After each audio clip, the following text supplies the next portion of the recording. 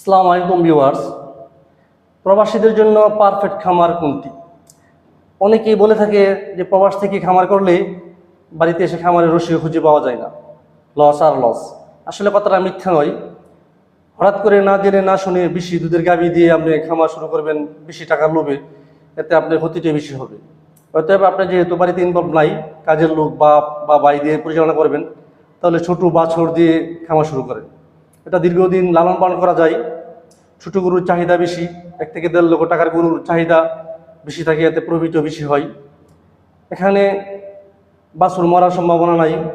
বিভিন্ন রোগে বাছুর মারা যায়, নিউমোনিয়া, হাঁপানি, জ্বর, পাতলা পায়খানা, এই সমস্যা আপনার হবে না।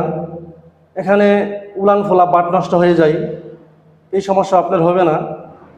অতএব এই ছোটো গরুর বা শাহিওয়াল ক্রস গরুগুলোর রোগ প্রতিরোধ ক্ষমতা বেশি থাকে।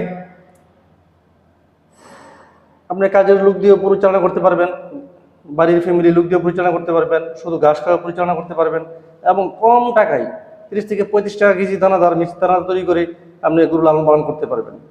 এতে আপনার প্রফিট হবে, অভিজ্ঞতা বাড়বে। পরে বাড়িতে এসে আপনি যে ধরনের গরু যে খামার শুরু করতে চান, বড় করতে চান, করতে পারবেন। তো এটা হবে আপনাদের জন্য পারফেক্ট সলিউশন। ধন্যবাদ সবাইকে।